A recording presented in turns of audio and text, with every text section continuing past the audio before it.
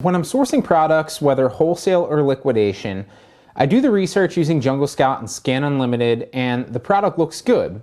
But by the time it gets to me and it gets listed, the price has tanked. I found that especially true with textbooks that haven't sold. What am I doing wrong? So it honestly could be a number of different things. There's so many different factors that go into a specific product and a specific product listing.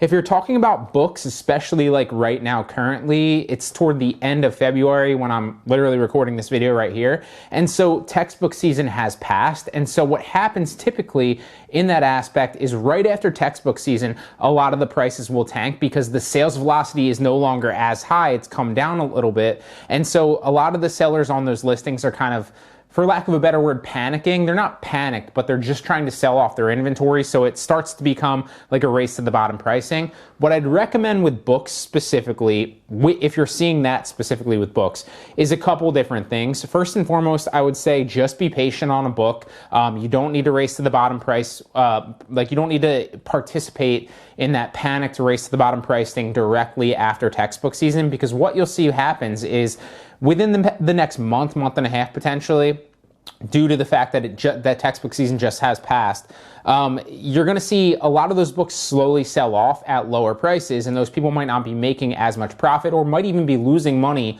on their books, right? But you won't know that because you won't know what they sourced it for, right? But if you're just patient, instead of selling it for like a $5 profit margin or a $10 profit margin, or even losing money because you participated in the race to the bottom pricing, if you're just patient and you just wait on it a month or two from now, the sales velocity will slowly start to go up, and then you will be able to sell that book at a higher price point, okay? So if that's you and you've already sourced it, obviously, just be patient, keep it where you think the relative value is. It sounds like typically what's happening is like you'll see like 9 sellers on a listing that are all competing for the buy box as new, for example, right? Or as used or whatever. And 3 or 4 of them are constantly just racing to the bottom, and you'll see like the other 4 or 5 are kind of just like relaxing there, not really moving their prices too much. Stay with them. Be patient, stay with them, don't participate in the race to the bottom pricing, because what will happen is those 4 or 5 people that are racing to the bottom will sell their products off, and then the buy box will jump back up to you guys, and you'll still sell it. It just will take you a little bit longer, but you'll make the profit margin, right? So think of books as like a longer term investment when it's not really in textbook season. During textbook season, so pre-textbook season, source a lot of books, and then during textbook season, the sales velocities skyrocket because kids are looking for those books for school. And then obviously you're going to be able to sell a lot more, a lot faster at higher profit margins.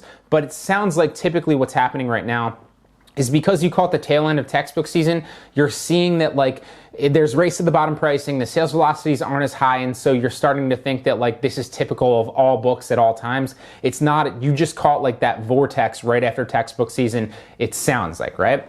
It also could be that you're not sourcing books, you're not being vigilant enough with the book or the book listing, right? So there's so many different factors, and you didn't really give me enough information to kind of give you a specific answer, but just kind of spitballing off the top of my head, it could be a number of different things. It could be that you're sourcing books where there's too many people competing and not really, where there's nothing wrong with that if you're willing to wait long term and you have a lot of money to invest in a bunch of books, right?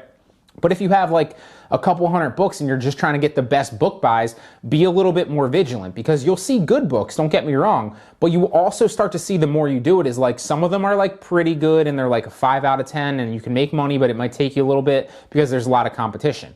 Some of them might be a 5 or 6 out of 10 because the margin isn't really good, but they're selling very well and there's not a lot of competition. And then you'll start to see 8s, 9s, and 10s where it's oh my God, the profit margin on this book is $150 and there's only 2 other people competing on the listing with me. And that could be what your main issue is. Be a little bit more vigilant on the books if you have a little bit less money to spend. If you're on the more scalable side of it and you have a couple grand to throw into books and you're just looking at it as an investment and you're willing to wait a month or a couple months to see the return on all those books, you will sell them if you're using repricing software and if you're obviously making good buys, but it might take you a little bit longer, and maybe you'll turn, if that's you, $1,000 or $2,000 into, a couple grand potentially, or like 3 or 4 or 5 grand, right? So it depends on how you're approaching it, but it sounds like you're more on like the intermediate side where you have a couple hundred to spend and you're kind of, for lack of a better word, worried that like you're starting to see race to the bottom pricing with these and you're like, oh my God, is this what book arbitrage is? Is this what, I'm going to face on every book listing? And it's not, right? So be a little bit more vigilant. It also could be the fact that you're dealing with books right after, like I said, textbook season. So typically what happens with books, where it's going to be different with like, and wholesale, which is what you said, is depending on the wholesale product, but it's going to be different from like a retail arbitrage website sourcing with something like SourceMogul, right? Where you're literally buying using the software from a site like Walmart, and then the shipping to you is like 2 days, and then you can ship it into Amazon in a couple days. And so the turnaround for your product in that example is a lot faster, right? It's like a week to a week and a half. With books, sometimes, if you're ordering from eBay, which is what I recommend most of the time if there's good books, because eBay has like a lot of checks and balances, a lot like Amazon, so you're pretty much protected as the buyer if a book doesn't come to you in time, if a book doesn't come to you as described. You're protected on all the sites, but it's better on eBay. So if you're ordering from eBay with books, then obviously typically they can come to you faster. But because books are shipped media mail, and because a lot of the times you're also ordering from book websites like Alibris, Abe's Books, Biblio, and all those other ones, right? It can honestly sometimes take a week to even 2 weeks or 3 weeks sometimes to get a book delivered to you, okay?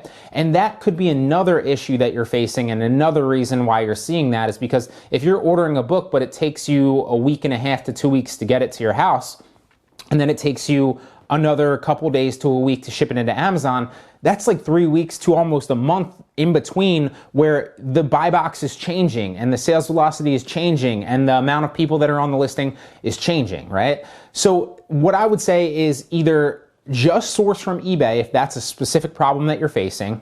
Also get more experience kind of sourcing books, because you'll slowly, like I said, see like 5s and 6s that are decent, and then you also start to see like 2s and 3s that you need to avoid at all costs, and you also start to see like 7, 8s, 9s, and 10s that like you want to go after, right? So be a little bit more vigilant, try to order from eBay or get the books to you a little bit faster, or go to a different business model right now currently, because we're not in textbook season. You can still, like I said, keep all your book prices the same. Don't participate in the race to the bottom pricing, and they will slowly sell off and make you money and be profitable, because books are one of the most profitable things. I love it because there's so much profit there, and you're only dealing with like 1 or 2 pieces of inventory per book. So I love it for that reason.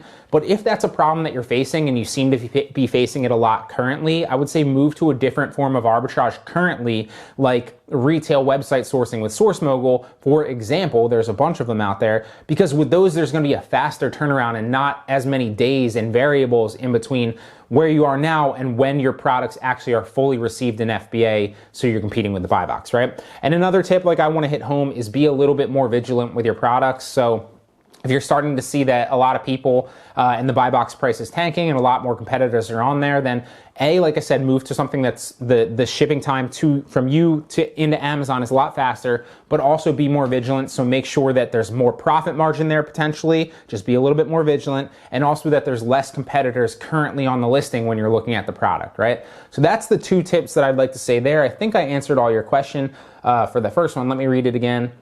When I'm sourcing products, whether wholesale or liquidation, I do the research using Jungle Scout and Scan Unlimited. Yeah, I answered pretty much the entire question. Same thing goes with wholesale. So wholesale specifically is probably the shipping time to you when you're actually ordering from wholesale directly into FBA, or if you're ordering it to you and then shipping into FBA. That could be a thing. Also, same thing, like just be a little bit more vigilant with wholesale products. Typically, you'll start to see as you get more and more of a bankroll that you start to accept lower tier products, right? So if you have more of a bankroll and you have a couple of thousand to like 10 grand, potentially even more to spend, then you're going to be willing to accept, items where there's more competition on the market, on the listing. There's also lower margins, so it's like 15 to 20% margins that you're willing to accept on those products, because you have a lot more money to spend and you're just looking to spend that money to get an ROI on it, to slowly keep rolling it and re-rolling it. If you don't have that much money to spend with wholesale, then what I would say in that situation is be more vigilant, right? Look for higher margins, 20, 30, maybe even 40% margins on your products, and less competition on the buy box. You'll have to search more, same thing with books. you'll have to search more doing it, right? So you have to spend more time looking for those products. But then once you find those products, you'll have higher profit margins and less competition, right? So main thing there is be a little bit more vigilant, but I hope that entire spiel, I guess, kind of helped you. I'm just spitballing because, like I said, I tried to give you, good examples of what I think might be going wrong, but ultimately I don't really have enough information to give you a full specific answer. This is the problem, this is how you fix it. But really hope that helped.